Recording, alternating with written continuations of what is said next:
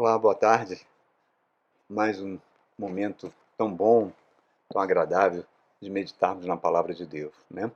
E hoje eu quero trazer um tema chamado, que eu busquei o título, A Arca da Aliança em Nós. Olha só, vamos falar sobre a Arca da Aliança, o que ela representava e o que ela representa hoje, né? Mas desde que nós começamos o nosso ministério há mais de 12 anos atrás, a preocupação sempre foi pregar o Evangelho, porque o Evangelho é o instrumento de transformação do ser humano. O ser humano só pode ser transformado pela ação do Evangelho. E o Evangelho é a pessoa do Cristo, que é representada hoje pela pessoa do Espírito Santo trabalhando em nossos corações, transformando-nos na imagem e semelhança do Cristo, a fim de que ele seja o primogênito dentre os muitos irmãos, né? A missão do Espírito Santo é uma missão tríplice, que o próprio Jesus definiu, né? Convencer o mundo do pecado. Pecado por quê? Por causa das pessoas não creem que Jesus Cristo é Deus. Muitos cristãos que se dizem cristãos não creem nisso, né? Segundo, ele convence o mundo da justiça. Qual justiça? A justiça de Deus, na qual, quando nós cremos que Jesus Cristo é Deus, que morreu por mim e por você, ressuscitou ao terceiro dia, né? Está à direita de Deus e haverá de julgar vivos e os mortos, nós somos justificados por Deus. E essa justificação significa que nossos pecados são perdoados e o Espírito Santo passa a habitar em nós. E a terceira coisa dessa missão tríplice do Espírito Santo é dizer que é convencer sobre o juízo, sobre o príncipe desse mundo já está julgado, apesar das centenas de alianças que as pessoas que se dizem crentes continuam fazendo com Satanás, em busca de poder, em busca de outras coisas qualquer, né? Jesus falou: não vos deixarei órfãos, enviarei a pessoa do Espírito Santo, confortador, consolador. É ele que trabalha de nós. Agora, é interessante que no Antigo Testamento, lá no Antigo Testamento, o Espírito Santo só vinha sobre algumas pessoas, um ou outro rei de Israel, né, ungido para ser rei, sobre os profetas bíblicos, mas ele vinha, não fazia morada. É a promessa que Deus faz para Ezequiel, para Jeremias, que ele iria transformar os nossos corações, que ele iria habitar em nós. Por isso que o próprio nome do Cristo é Emanuel, Deus conosco. E a Bíblia agora fala que nós somos templo do Espírito Santo. Esse Deus que não pode ser medido por nada resolveu habitar dentro de mim, dentro de você. Essas são verdades fantásticas, fantásticas. No Antigo Testamento, quando o povo sai do Egito e Deus ordena a construção do tabernáculo, ele também ordena a construção da Arca da Aliança. A Arca da Aliança, ela foi construída para simbolizar a presença de Deus. Deus falava com o sacerdote, com o sumo sacerdote, dentro do lugar santo, dentro do Sanctus Sanctorum, né?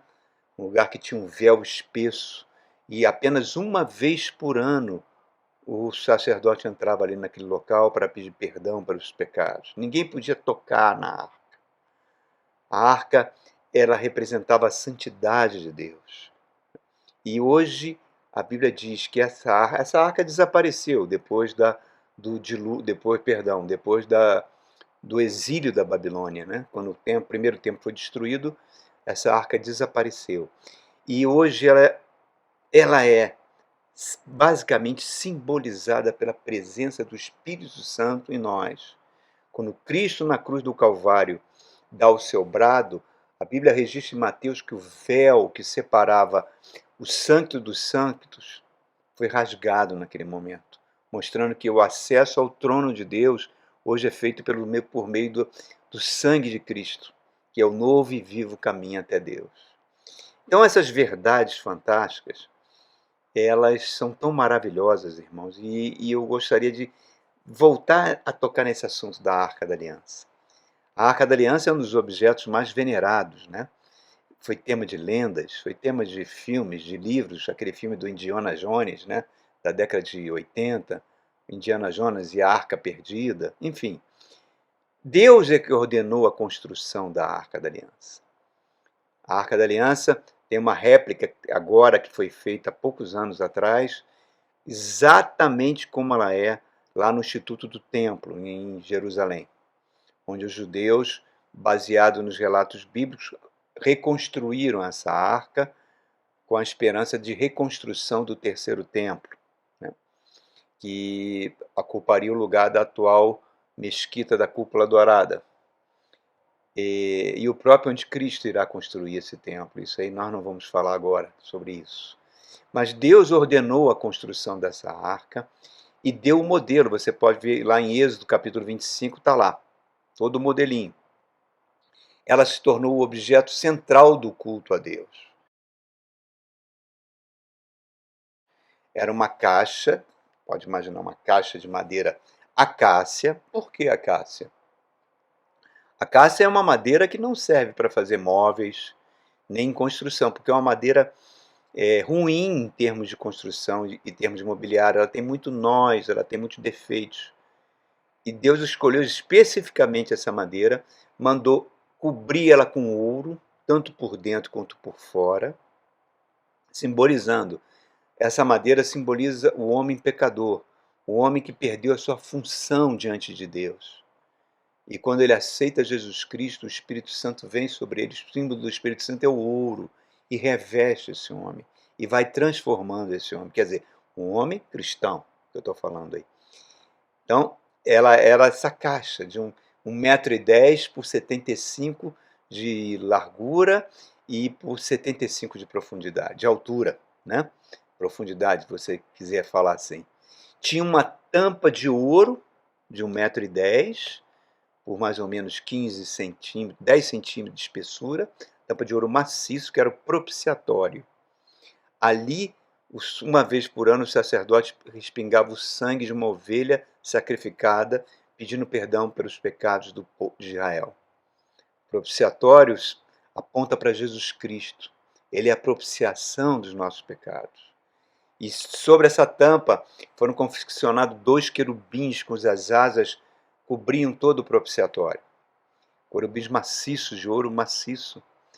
E simbolizando os querubins que Ezequiel vai ter essa visão depois do trono de Deus, e João também na ilha de Patmos, lá no Apocalipse, tem a mesma visão. E dentro dessa caixa, dentro dessa arca, Deus ordenou que fossem colocadas as tábuas da lei, os 10 mandamentos que Moisés gravou na pedra. Esses 10 mandamentos falam sobre o caráter de Deus, sobre a santidade de Deus. E é conforme que Deus quer que nós vivamos.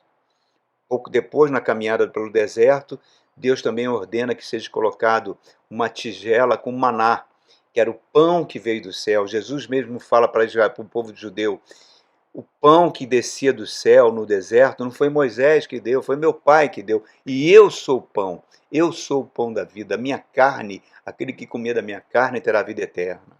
Também apontando para Jesus. E o outro objeto dentro da arca era a vara de Arão.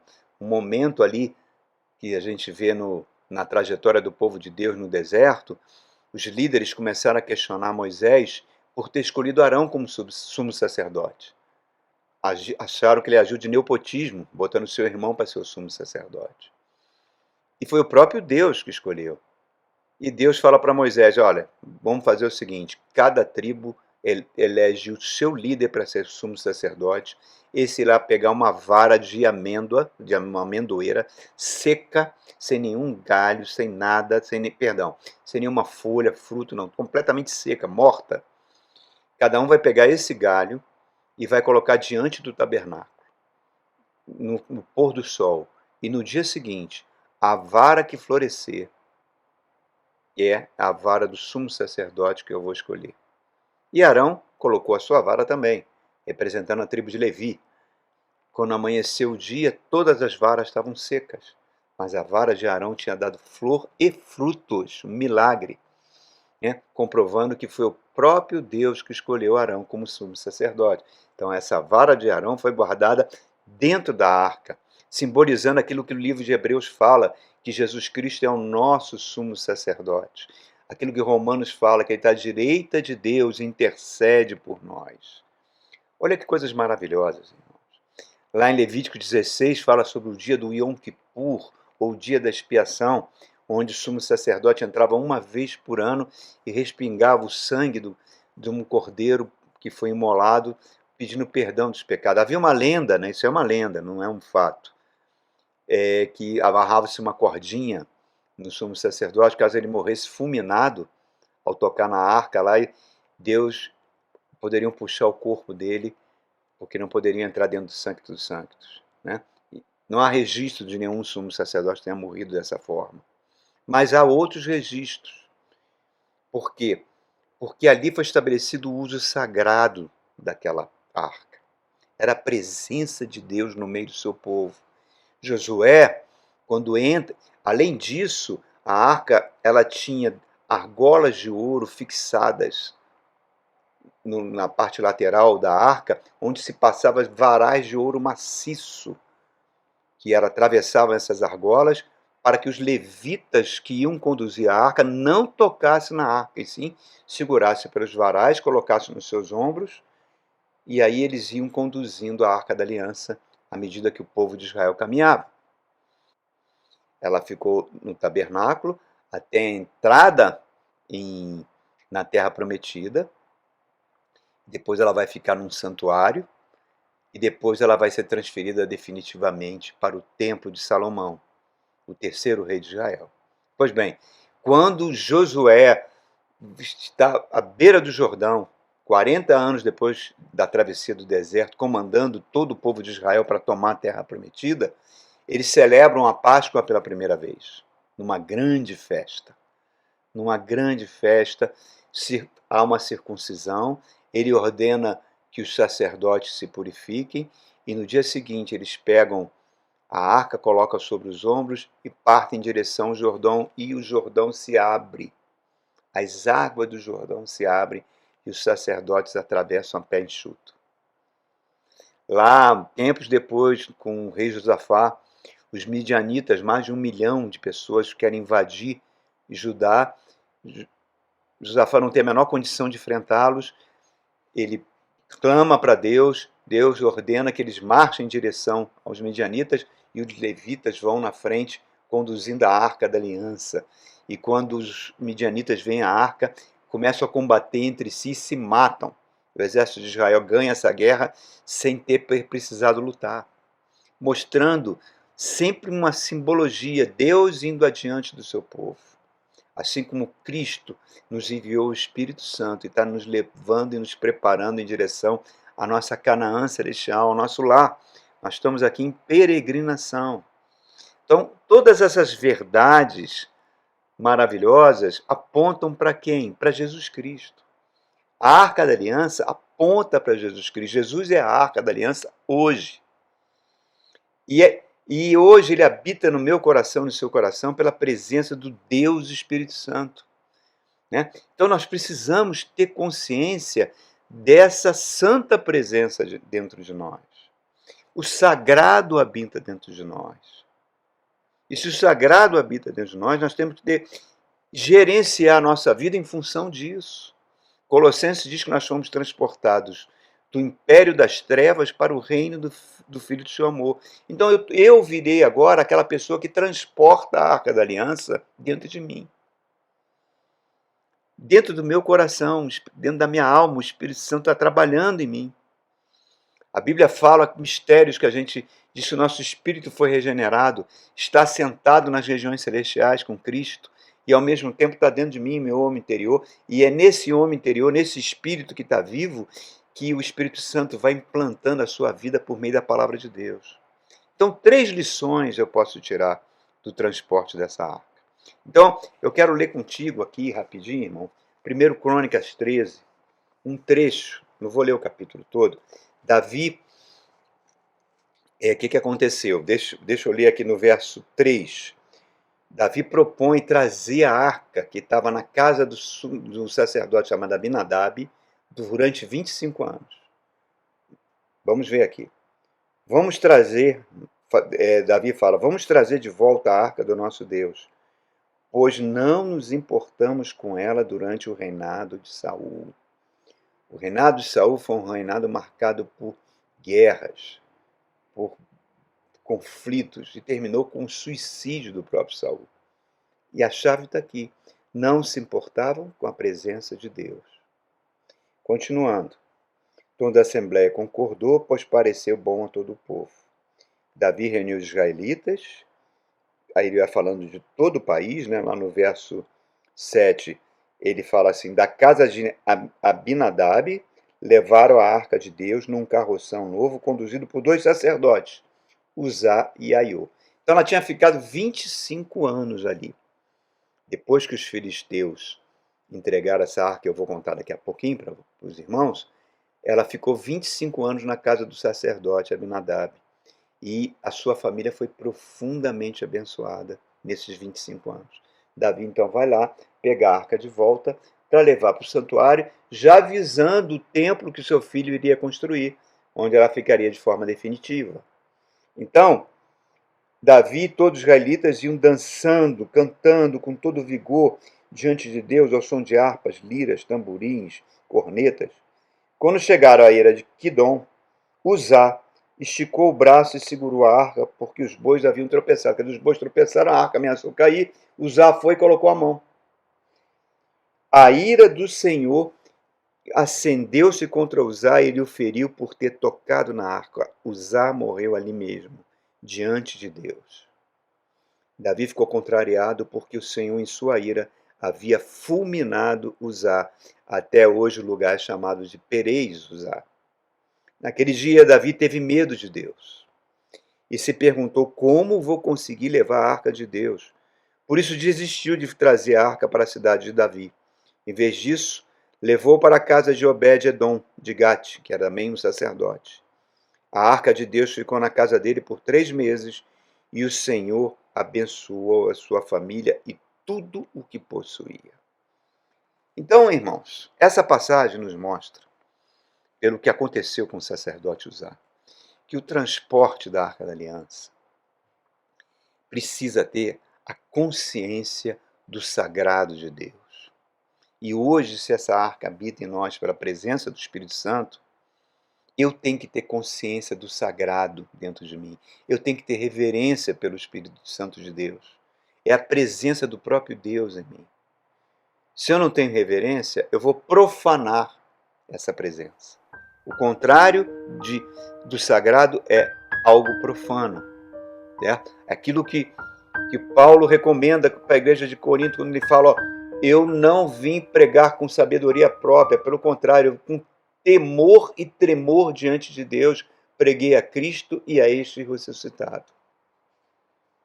Então a Bíblia, ela é plena de inúmeros exemplos de pessoas que morreram fulminadas por falta de reverência diante do sagrado. Os filhos do próprio sumo sacerdote Arão pegaram fogo estranho, levaram lá no incenso, foram balançar em frente ao tabernáculo, os 2 morreram fulminados. Na época dos juízes, o penúltimo juiz, Eli, tinha 2 filhos que eram sacerdotes, eram homens que a Bíblia chama totalmente profanos, tinham relações sexuais com as mulheres de Israel dentro do próprio tabernáculo, roubavam os dízimos. E quando os filisteus travam uma guerra contra eles, eles resolvem pegar a Arca da Aliança e juntar-se com o exército. Os filisteus derrotam os exércitos e tomam a Arca da Aliança e matam os 2 filhos de Eli. Eli, quando sabe a notícia, ele grita, Icabode, foi-se a glória de Israel, cai da cadeira e quebra a coluna aqui e morre fulminado. Os filisteus pegam essa arca e levam para o seu templo, o templo de Dagon. Colocam diante de uma estátua grande de Dagon. Assim que a arca é colocada do lado da estátua de Dagon, a estátua cai no chão e é esmigalhada em centenas de pedaços. E uma doença terrível começa a varrer toda a Filisteia. Todos os filisteus ficaram com tumores pelos corpos. E eles temeram a Deus e resolvem então devolver a arca, colocam em cima de 2 vacas, colocam um estrado e essas vacas são mandadas andando sozinhas em direção a Israel. Quando ela entra na terra de Israel, 70 homens se aproximam para ver a arca e os 70 morrem fulminados. E aí pegam a arca e levam para a casa de Abinadab, esse sacerdote, onde ela vai ficar 20 anos e toda a família dele será abençoada. É nesse momento, 20 anos depois, quando Davi já está como rei de Israel, que ele resolve trazê-la. Nós acabamos de ler. Então, o sagrado de Deus, irmãos, envolve pelo menos três elementos que eu não posso esquecer. Primeiro, que meu Deus, o seu Deus, o nosso Deus, o Pai de Jesus Cristo, é o mesmo. Não tem Deus do Antigo Testamento, do Novo Testamento. É um Deus íntegro, é um Deus santo e um Deus que exige do seu povo que esse povo seja íntegro e seja um povo santo. Porque sem santidade ninguém verá Deus. Integridade de caráter. A Bíblia é muito clara quando Deus fala lá no livro de Provérbios que odeia balança enganosa, né? Mostrando que Deus não suporta esse tipo de negociatas desonestas, né? Vemos ali, quando Josué vai conquistando as cidades, ele é derrotado, Deus ordena uma determinada cidade, que Acã, exatamente Jericó, que não se levasse nada do ouro, que todo o ouro fosse usado para o tabernáculo. Um soldado de Josué chamado Acã pega uma barra de ouro e guarda para si. E isso levou à derrota do povo de Israel. Logo na cidade seguinte, a cidade de Ai, Josué jejua, Josué chora e Deus fala: olha, vocês não ganharam essa cidade de Ai porque tem uma iniquidade no meio do povo. Aí eles lançam sorte, vai cair na sorte em cima de Acã. Acã confessa que roubou a barra de ouro. Essa barra é retirada e Acã é morto por Josué. Aí você fala: não, mas isso é Antigo Testamento. Antigo Testamento não. No Novo Testamento temos lá Anias e Safira, que sonegaram o dízimo diante de Pedro. Os dois caem fulminados. A integridade, ela tem que fazer parte do nosso caráter, irmãos. É tanto crente fazendo falcatrua, fazendo negociatas, que a gente fica horrorizado. Parecem seguidores de Balaão. Deixa eu contar a historinha de Balaão, acho que você já conhece, né? Nesse momento, pouco antes de Moisés entregar o comando para Josué, né? Eles já tinham vencido algumas guerras, aquela multidão de judeus, 40 anos caminhando pelo deserto, formou um exército formidável e estava pronto para entrar na Terra Prometida. O rei dos Moabitas, chamado Balaque, e Israel não ia guerrear contra os Moabitas, ficou com muito medo, mesmo assim, e falou: não tem condições de enfrentar esse exército. E os seus generais: olha, tem um camarada que é mago, é feiticeiro, é místico, faz trabalhos de magia e contrate esse cara para lançar uma maldição sobre esse povo. Quem é esse cara? Esse cara chama-se Balaão, ou Balaam, né, em hebraico. E mora lá na Mesopotâmia, que hoje fica ali entre o Iraque e o Irã. Então ele manda uma comitiva com muito ouro, chega para Balaão: Balaão, queremos que você venha conosco para amaldiçoar aquele povo de Israel. Ele diz que vai consultar Deus, pega o ouro, consulta a Deus, e Deus fala para ele: não, tu não vai não. Não vai não, porque esse povo é abençoado por mim, ninguém pode amaldiçoá-lo. Ele diz que não vai. A comitiva volta, Balaque fala: ah, não, tudo é questão de dinheiro, vamos dar todo o ouro para ele. Voltam, prometem muito mais dinheiro para ele. Aí ele começa a regatear com Deus. Deus fala: então tudo bem, vai. Aí tem várias, nessa caminhada de Balaão até encontrar Balaque, tem a história da jumenta, do anjo, mas não vou entrar nesse mérito. Quando ele chega junto de Balaque, sobe o monte, vê toda aquela, ali no deserto, aquele povo todo acampado, ele fica maravilhado, ele fica extasiado e começa a abençoar o povo. Balaque fica com raiva dele. Ó, eu te contratei para você amaldiçoar. Ele falou, não posso fazer, não posso amaldiçoar. E por 3 vezes ele leva ele para vários lugares para ele ter uma visão maior do povo no deserto. Ele não consegue amaldiçoar o povo. Então, ele teoricamente ia pegar o caminho de volta para Mesopotâmia, mas ele não faz isso. Ele desce com a sua jumenta e se mistura no povo ali perto de um lugar que vai ser conhecido como Baal Peor. E começa a fazer a cabeça daquele povo. E fala: "Ah, vocês são maravilhosos, vocês são as meninas dos olhos de Deus, vocês são cabeça e não cauda, vocês são os tais", e começa a trabalhar com o ego daquele povo. E olha só aquelas proibições que sobre vocês não deviam ter relações sexuais com outras mulheres de outros povos, nem comer as comidas dos deuses dela. Não, isso não tem problema nenhum, não, rapaz. Nada pode atingir vocês. Olha só, as mulheres moabitas, midianitas, são muito mais bonitas que as mulheres de Israel. Podem ter relações com elas, podem comer as comidas sacrificadas. Em suma, ele começa a corromper o povo. Moisés, quando sabe disso, vê que Deus lança uma maldição sobre aqueles homens, e naquele dia morreram 25.000 homens por causa de Balaão. E Moisés manda matar o próprio Balaão. Balaão, então, irmãos, o que ele propõe é o que é proposto hoje. Balaão é o pai da teologia da prosperidade. As igrejas estão cheias de doutrinas de Balaão. Você é cabeça, você é cauda, você pode tudo. Né? A doutrina dos nicolaítas, né? Que vinha dos gnósticos, que dizia que você podia fazer qualquer tipo de devassidão sexual porque o seu espírito estava salvo, também está presente na doutrina de Balaão. Tanto é que Jesus chega para João, lá no Apocalipse, e fala sobre a igreja de Pérgamo. Jesus adverte a igreja de Pérgamo e fala: vocês adotaram a doutrina de Balaão. Vocês estão seguindo a doutrina de Balaão. Então, Balaão está presente hoje, irmãos, em muitas igrejas. E no Brasil, ele está reinando. Está reinando. Você tem congresso para Balaão, você tem marcha para Balaão.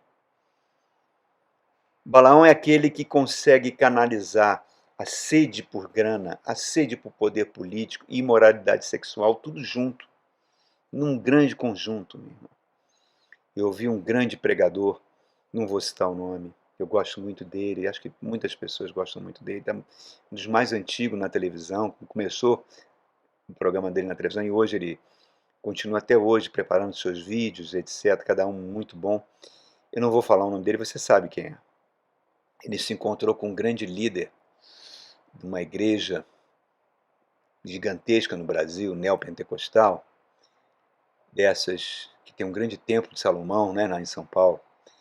E esse líder falou, o dono da igreja, falou para ele: olha, palavras desse pastor, né, que é um homem que eu creio que ele fala a verdade. Ele falou que esse líder virou para ele e falou: olha, esse negócio de cruz, de evangelho, de dar outra face, de humildade, de mansidão, isso não enche igreja. Eu não gosto, eu quero resgatar o Antigo Testamento, dizer que Abraão foi rico, Isaac foi rico, Davi foi rico, eu quero que eles façam sacrifício, que eles deem dízimo para que nós enriquecemos. Isso ele falou há quase 25 anos atrás, irmãos. E isso é o que vem, que a gente está vendo, com suas derivadas, né, com seus ramos políticos que a gente está vendo.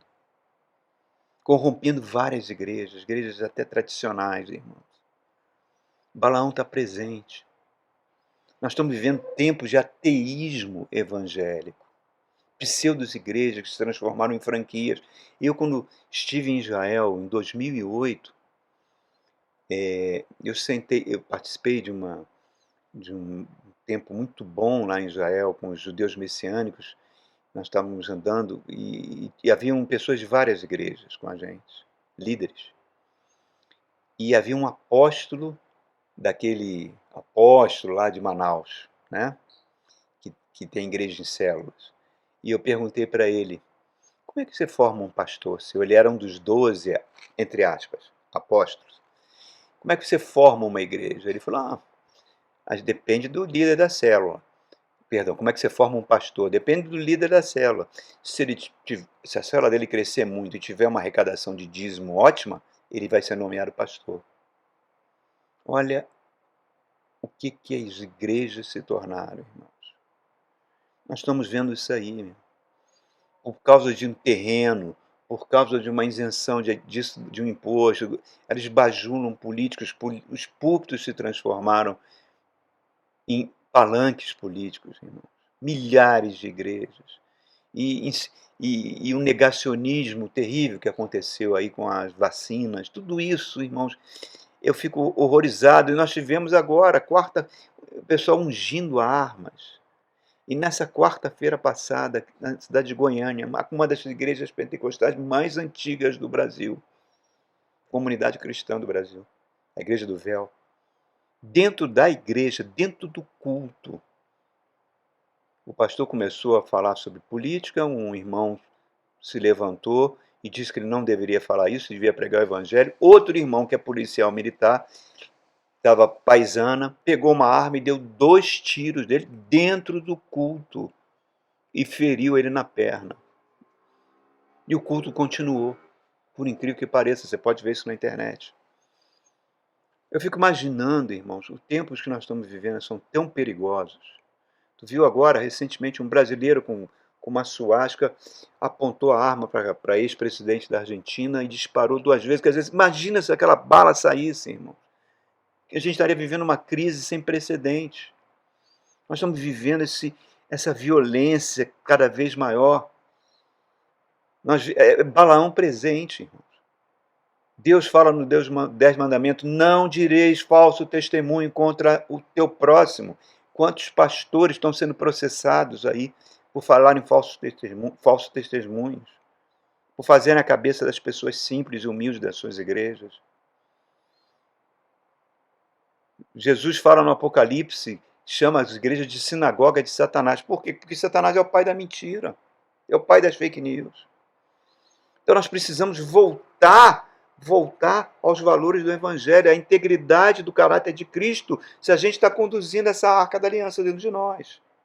O sagrado de Deus exige isso. O sagrado de Deus exige obediência. Jesus falou para os fariseus: vocês dão dízimo quase de tudo, tudo bem, está correto. Mas vocês esqueceram os preceitos do amor e da misericórdia. Deviam fazer isso e também aquilo. Nós estamos vivendo nesses tempos de sem misericórdia. Pessoas que fazem a obra de Deus de forma desleixada. Qualquer tarefa na igreja, desde aquela pessoa que varre a porta da igreja, até aquele homem que está no púlpito pregando a palavra, todos têm importância para o corpo de Cristo. E Jeremias fala: maldito aquele que faz a obra do Senhor de forma relaxada. Então, meu irmão, tudo isso mostra uma reverência. Se eu não me preparo para fazer a obra de Deus, a minha vida não avança. Porque Deus não precisa de mim. Tudo que nós fazemos é para o Cristo e Deus nunca vai ficar devedor. Transportar em obediência, transportar em integridade de caráter, não com nossos achismos. Tu viu que aqui Davi estava cheio de boas intenções, mas conduziu a arca de forma equivocada, contrária ao mandamento de Deus. Por isso que Uzá, ao tocar na arca, morreu. Você vai falar, a gente pode raciocinar, os filisteus tocaram na arca e não morreram fulminados. Por quê? Porque eles não conheciam a palavra de Deus, não conheciam o mandamento de Deus. Então, por isso eles não foram responsabilizados por isso. Mas Uzá era sacerdote. Era indesculpável que ele não conhecesse. E o que se diz cristão hoje é indesculpável não conhecer a palavra de Deus, porque ela é pregada há mais de 2000 anos, irmãos. E a palavra de Deus, quando a gente conhece, traz responsabilidade. Né? Nós temos todo o poder para evitar o pecado. E ainda temos o sangue de Jesus que nos purifica de todo o pecado. Eu não posso culpar o diabo, não posso culpar a tentação. Não, eu tenho dentro de mim o poder para evitar isso. Por isso que Jesus chegou para aquela adúltera que quase foi apedrejada e falou: vai, eu te perdoo e não peque mais. Falou para o paralítico no tanque de Betesda: Vai e não peque mais para não acontecer coisa pior. A Bíblia diz que Jesus aprendeu a obediência. Ele, sendo Deus, aprendeu pelo sofrimento a obedecer a Deus Pai. Olha só, irmãos. O sagrado de Deus também exige fidelidade a Deus, à nossa igreja, aos nossos líderes, ao nosso cônjuge, ao nosso patrão. Tudo isso faz parte de transportar a arca com reverência, com consciência do sagrado, com integridade, com obediência, com fidelidade. A primeira de Tessalonicenses fala: não apagueis o espírito. Efésios 4, não entristeça o espírito. Pela possibilidade que nós temos de fazer isso. O discurso do apóstolo Paulo para os presbíteros da igreja de Éfeso, lá em Mileto, em Atos 20, ele fala: atendei por vós e por todo o rebanho de toda a igreja, pela qual a igreja que o Espírito Santo comprou com seu próprio sangue, mostrando que a pessoa do Espírito Santo e a pessoa de Cristo estavam completamente fundidas numa única pessoa. Então, irmãos, é a reverência do sagrado. A segunda lição que a gente tem que ter cuidado, que a gente tem que ter cuidado com o mundo espiritual. O mundo espiritual não é neutro, não existe neutralidade. Às vezes, estátuas, símbolos ou outras coisas qualquer fazem ligação com as trevas, né? E isso pode trazer consequências para as nossas vidas. Nós vivemos num país que é infestado disso, né? E todo o componente espiritual nos liga ao mundo espiritual. Não tem esse negócio, se bem, não faz mal, também não faz. Não, não existe isso. Não existe isso. Estátuas de santos, estátua barroca, estátua de prata, irmão, isso vai contrariar o mandamento de Deus. O que pode envolver uma consagração que você não saiba. Então, se livre disso, irmão. Se livre disso. E também cuidado com quem você pede oração, quem põe as mãos para você, que tipo de congresso você vai. Porque hoje os congressos são muito congressos de Balaão, marchas para Balaão. A Bíblia fala que o próprio Satanás se traveste de anjos de luz e os seus seguidores, seus apóstolos e ministros da justiça. Cuidado, irmãos. Nós temos um mundo evangélico infestado de práticas sincréticas, de busca de poder, de pessoas que falam: Deus falou comigo, vou naquele profeta, vou naquela mulher de oração. Não, irmão, você não precisa disso. O Espírito Santo habita em você. Você não precisa de profeta, nem de mulher de oração, não precisa de nada. Você tem tudo o que precisa para essa sua caminhada aqui nesse mundo. A arca da aliança, que é a pessoa do Espírito Santo, habita em você. E a terceira lição, irmãos: transporte a arca de tal forma que Jesus Cristo reine na sua vida. Vimos aqui nesse capítulo de 1 de Crônicas 13, que o reino de Saul foi um reino caótico. Os filisteus destruíram o país. Toda a família de Saul foi morta, os seus filhos foram mortos, ele cometeu suicídio. É um cenário atual, irmãos, onde a gente vê tantos jovens cometendo suicídio, nós vemos o crack entrando dentro das famílias, nós vemos divórcios. Por quê? Porque Cristo não está presente no lar. Eu sou professor de uma universidade federal, eu vejo alunos que tinham um desempenho espetacular, de repente desaparecem. Quando eu vou procurar saber sobre eles, estão em clínicas psiquiátricas. Então nós estamos vendo que Satanás continua dominando corações e mentes. Davi tentou trazer a Arca da Aliança por meio de uma grande festa, de uma marcha. Vamos fazer a marcha, né? Tem tantas marchas que viraram comícios políticos agora, né? Marcha para Jesus, né? Que para Jesus não tem nada. Multidões sem a consciência do sagrado, muito parecido com os tempos atuais. Mas se você for no capítulo 15, logo depois desse capítulo 13, Davi vai ter a consciência do sagrado. Olha só no verso 13 o que ele fala. Ele diz assim: pelo fato de vocês não terem carregado a arca na primeira vez, a ira do Senhor, o nosso Deus, causou destruição entre nós. nós não tínhamos consultado sobre como proceder. Então os sacerdotes e os levitas se consagraram para transportar a arca do Senhor, Deus de Israel. E os levitas carregaram a arca de Deus, apoiando as varas da arca sobre os ombros, conforme Moisés tinha ordenado, de acordo com a palavra do Senhor. Está aí, irmãos. O rei Davi era um rei que tinha defeitos, teve defeitos, cometeu falhas graves, mas era um homem segundo o coração de Deus. Ele vai vencer todas as guerras, ele vai destruir os filisteus. Deus vai abençoar o seu reino, ele vai estender as fronteiras de Israel como nunca foi estendida antes. Deus vai fazer uma aliança com o seu descendente, o Messias vai ser o filho de Davi. Porque Deus faz diferença para aquele que o serve de coração. Famílias com temor de Deus, que Cristo está presente, meu irmão, como a família de Abinadab, como a família de Obed-Edom, né? Que nós lemos, sempre serão muito abençoadas, serão prósperas. Filhos casarão com cônjuges santos, os descendentes serão santos e prósperos. Desde a minha infância eu vejo isso, irmãos. Desde a minha infância. Jesus Cristo tem que reinar nos nossos corações. Basta você obedecer a palavra de Deus. Jesus fala, aquele que me ama é aquele que obedece o meu mandamento. É aquele que obedece a minha palavra. A cruz, o braço vertical apronta para Deus.